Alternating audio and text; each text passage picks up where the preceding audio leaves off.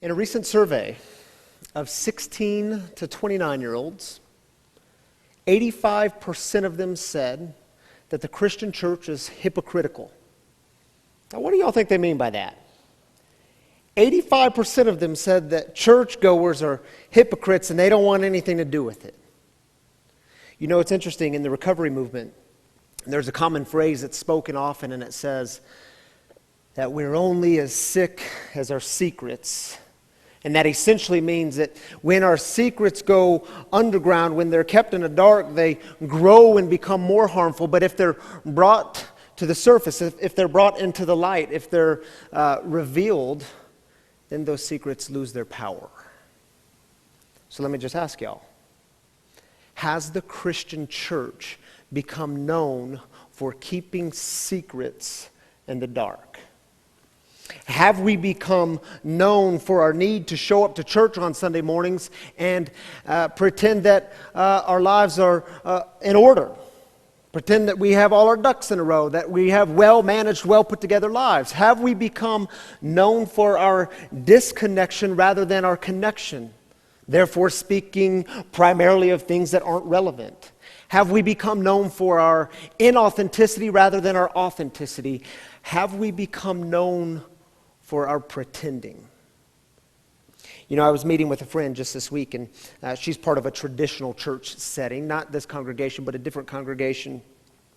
And she was expressing to me some of her frustrations with the church. And when she was talking about the church, she's talking about Big C Church, the whole Christian church. And she said, you know, it's like there's this message that's being sent. And it's a clear message, even if it's subconscious. It's very clear that's this message being sent, and that is, it's okay not to be perfect here. But just don't show us. Just keep it a secret. Oh, and it can be true, right? I mean, I know my marriage is completely falling apart, but we're not going to talk about that here, right? I know my finances are a disaster, and I've been greedy, and I haven't cared about the world. I haven't shown concern, and I've kept it all to myself. But I mean, that's personal. We're not going to talk about that here, right? I mean, I know that on the way to church this morning, we argued the whole way here, but hey, at least when we got out of the car and walked into the church building, we all smiled. Acted like it was all okay. I mean, I know that when I go home at night, I plow through a couple of bottles of wine, but that's just to escape the life that I'm living. But you don't want that piece of me here, right? Or I know that my son or daughter is addicted to pills or methamphetamine or heroin, but you don't want that piece of me here in this community, right? Or, yeah, I know that I've battled recently thoughts of suicide because things are so unbearable, but you don't want that mess here, right? I mean, can't we just come to church and pretend that we are more righteous than we really are? Can't we just come to church and pretend that we're more put together than we really are? And my brothers and sisters, the answer to that question is an emphatic yes. Yeah, you can. Some of you have become quite good at it. And the truth is, you can do it. But it might kill us. Because few things kill the life of a community faster than pretending. So I want to look at this story with you this morning, explore this story. As I said earlier, it comes from the New Testament book of Acts, Acts chapter 5. But before we get to Acts chapter 5, we have to understand something about Acts chapter 4. Because the writer of Acts is telling us something. Now, this is early in the life of the church, first century stuff here. He's describing the early church to us, and he tells us things like this. The community of believers, this is all in chapter 4. They were of one heart and one mind. No one claimed any of their possessions as their own, but they shared everything they had. There were no needy persons among them. Those who owned properties or houses would sell them, bring the proceeds from the sales, and place them in the care and under the authority of the apostles. Then it was distributed to anyone who was in need. That's chapter 4, description of the early church. Then we get to early chapter 5, verses 1 through 11, and we get this really weird story. Could I please have a volunteer this morning to read the scripture for us? I promise it's only 11 verses and there's no hard words in it. Come on. Andrew Campbell, you would be great at this. You got to stand up here with me. I kind of lied. There's one hard word. His name is Ananias. Ananias. And his wife's name is Sapphira. Ananias and Sapphira. So read it slowly. Okay. It's not a race. And let's see what happens. However, a man named Ananias, along with his wife Sapphira, sold a piece of property. With his wife's knowledge, he withheld some of the proceeds from the sale. He brought the rest and placed it in the care and under the authority of the apostles. Peter asked, Ananias, how is it that Satan has influenced you to lie to the Holy Spirit by withholding some of the proceeds from the sale of your land? Wasn't that property yours to keep? After you sold it, wasn't the money yours to do with whatever you wanted? What made you think of such a thing? You haven't lied to other people, but to God. When Ananias heard these words, he dropped dead. Hey, Andrew, that's weird, isn't it? Yeah. Okay, keep going. I think it is weird. Died. Everyone who heard this conversation was terrified. Some young men stood up, wrapped up his body, carried him out, and buried him. About 3 hours later, his wife entered, but she didn't know what had happened to her husband. Peter asked her, Tell me, did you and your husband receive this price for the field? She responded, Yes, that's the amount. He replied, How could you scheme with each other to challenge the Lord's Spirit? Look, the feet of those who buried your husband are at the door. They will carry you out too. At that very moment, she dropped dead at his feet. Hey, Andrew. That's weird too, isn't it? I think so. That's two people now. Two just dead. Everyone keeps count. All right, let's keep going. One more verse. When the young men entered and found her dead, they carried her out and buried her with her husband. Trepidation and dread seized the whole church and all who heard what had happened. Thank you, Andrew. Let's give him a round of applause. You would have think we had that set up. You act like you've read that scripture before. Every day. It's a weird story, though, right? I mean, again, let's just concede the point that this is another weird story in the Bible. And here's how it's often read. It's often read like, well, I don't know. I mean, I guess God takes the sin of dishonesty seriously. It's kind of weird, and it kind of sucks for Ananias and Sapphira. Like, they're gone now, but hey, God deals with sin, especially when it happens inside the doors of a church. And if that's who God is, honestly, just count me out.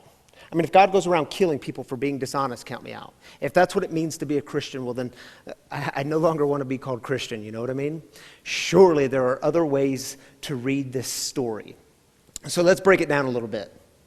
Because we're told in chapter 4 that from time to time people would sell their house or they would sell their property, and then they would give all the proceeds to the church, and then that would go to help those who were in need. It would be dispersed.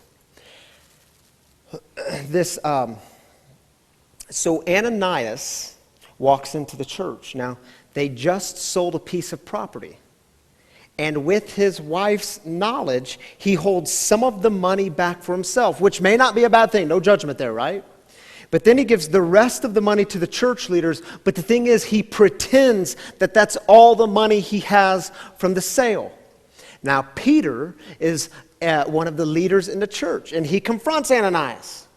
Come on, Ananias, is this really how it went down? Ananias keeps in the lie. He doesn't come clean. He doesn't confess. Ananias drops dead. Some men come in and wrap up his body, take him outside and bury him, which, by the way, started the very first church cemetery. Sapphira, she's getting a little anxious. She's like, what in the heck is going on? He said he was just going to church to drop off the money, and then he was coming back, and we were supposed to go to dinner tonight. It's been 3 hours. Where's Ananias? So Sapphira marches into the church. Peter's there still. Peter confronts her. Come on, Sapphira, is this really how it went down?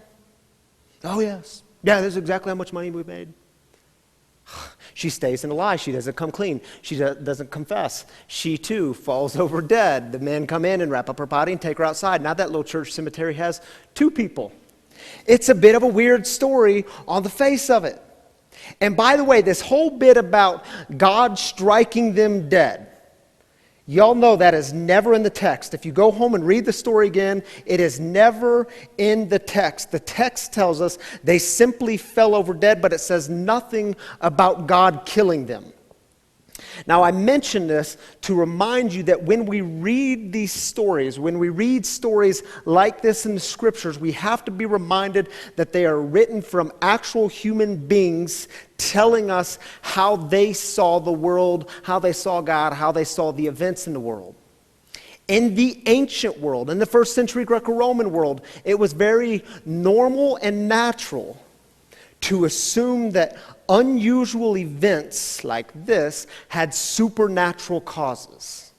Because remember, many of those communities, they lived under this premise of reward and punishment. That God would reward you if you're good and God would punish you if you're bad. We see it all over the ancient world. And we've talked about this before. If the rains were to fall on your crops and you would have crops to feed your families, well, then the gods were rewarding you. You've been a good little boy, a good little girl. If it was a dry season and your crops weren't growing and you couldn't feed your family, well, then you've been a bad boy, a bad girl, and the gods weren't rewarding you. They were punishing you. You had to do more, sacrifice more, give more. It's all so ancient, barbaric, isn't it? Except we do the same thing today. I mean, how often do you hear stories just like this? I mean, I was just talking to a guy this week, and he was telling me about how bad his life is, how bad things have gotten, and then he answered his own question. He said, yeah, it's because God is punishing me.